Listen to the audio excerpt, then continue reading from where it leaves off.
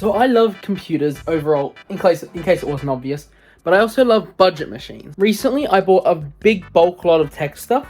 I'll tackle the bulk stuff at another point, but in that bulk lot of tech stuff was a full PC, which is great, but it's broken. So in this video, I'm going to try and fix this broken gaming PC that I got in a bulk lot, hopefully get it up and running, and we'll see what I can do with it, see what specs it's running, see where I can go with it. The entire bulk lot was $70 AUD, which was a bargain, but the computer itself was listed for $50. Because I bought in bulk, I got a discount, but for the sake of the video, I'm going to fly under the assumption of $50 for this PC. Let's get it out and give it a look, shall we? And here we have the machine. It's in a interesting looking case, I'll admit. The Aerocool Cyclone with an S, because it's edgy, I guess. With these here, which don't actually house fans, I don't think. Normal across here. It's got a door on the front, which is falling off. Two show drive bays. The side here, we've got an acrylic panel. Let's open up this. And here we have an AM3 Plus motherboard. I don't know what CPU is underneath. DDR3 RAM in there.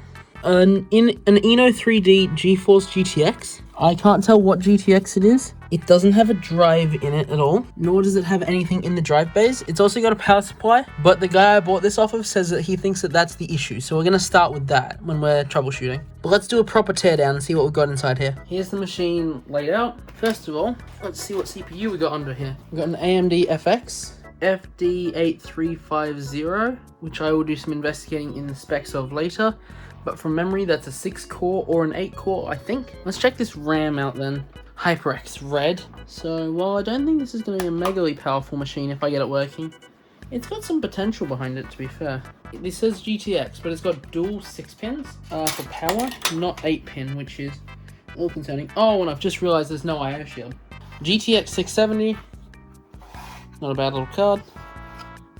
That seems to be the basics. We'll need to add an SSD to this to get it working, but we're on the right track. But the guy I talked to said that the power supply he thinks is the issue. So let's unscrew that and get that out, then run it through my power supply tester.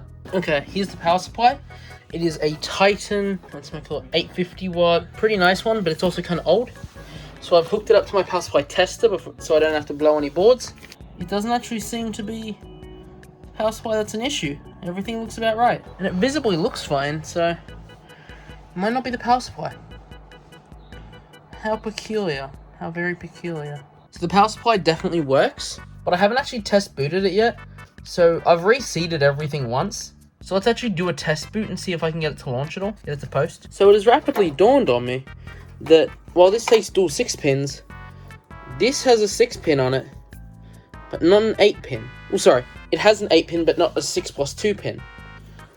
I don't see a second 6 pin here as well. So I actually don't think this graphics card's compatible. So that's probably issue number 1 with why this PC isn't working. So what I'm going to do is switch out this GTX 670 out for something with a little bit more power behind it. I'm going to switch it out for an RX 470. I got this RX 470 for $80 and I replaced the fan because it was a faulty fan. That's why I got it cheap. And the fan was $20. So all up so far, this is a $150 gaming PC. But it's also not done. Okay, I got the graphics card in. Got it plugged into power. Let's turn on the power. And let's touch a screwdriver. And it doesn't start up. I can't get it to start again. Huh. I know we did the power supply test and it seemed fine. But clearly something's still not working. So I've plugged in a second power supply. I've switched out the graphics card. Just because this other power supply doesn't have an 8 pin. This is just a little 1050. Try a new power supply just to see if that's the issue. Because if not, I'm thinking it's going to be the motherboard. She does spin to life. Does she give us an output? Even a BIOS. Come on. Let's progress. Ah! She stopped spinning. Very, very interesting. Hi, cat. My cat's all up in it. Okay. Very, very interesting indeed.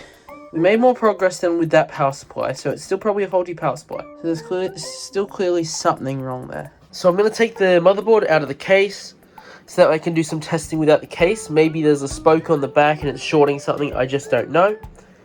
So that's going to be the next part of troubleshooting.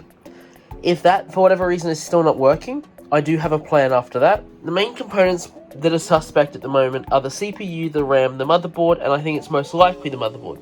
Luckily for me, I've got another system which is eerily similar, AM3 Plus, still, ASRock motherboard instead of Gigabyte, with DDR3 RAM and a CPU in it. So essentially I'm just going to switch out one part and see which one it is. It sucks that in order to fix a PC, you need to have all these other parts. But admittedly, before I do that, I have one other plan. Once it's out of the case, I'm going to check if I can put a motherboard beeper on it. And if I am, I'm going to check for postcodes. Okay, it's now out of the case. I haven't tested it yet, but I sadly don't think it's going to be the case because there's no sticking up spokes or anything like that. So it's looking like it's not the case. We got our power supply plugged in, which is the original one, admittedly. I don't think it will, but let's see if just taking it out of the case changes anything. So if we short the 2 pins, it all spins to life. Then does the fan keep spinning? It hasn't stopped spinning yet.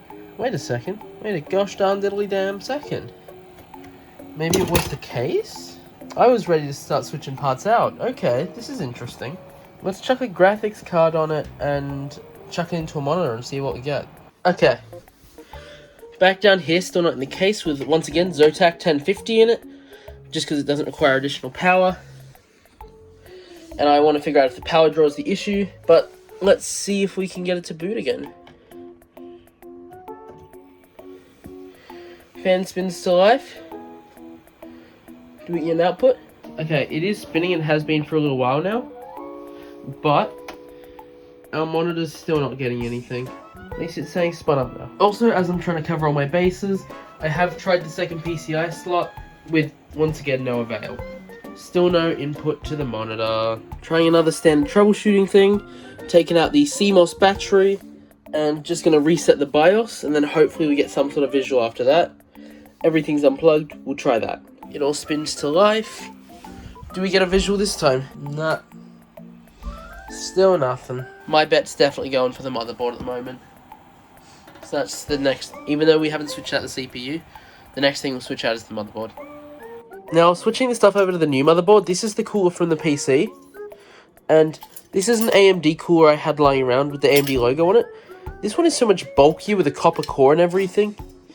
And this one is so much weaker. This one should still do the trick, so I'm not going to switch it. But I think it's interesting that, as far as I'm aware, I'm pretty sure that's a stock cooler. It's interesting that there's such a weak one on here. Okay, I've taken everything off of the old motherboard and put it onto the new one. CPU, cooler, RAM, everything. This is an ASRock 970 board that I had lying around, so I don't actually know how much one of these would cost second hand, but I'm seeing about $50 in my area. But let's chuck it onto the power and see what it can do. Okay, it's back over on the test bench, once again on the Zotac. If we hit the power switch, we see this one does have postcodes on it, which is useful. Do we get a visual? Yes, we do! We get a visual, which confirms that the thing wrong with this computer was most certainly the motherboard. I'm going to give the...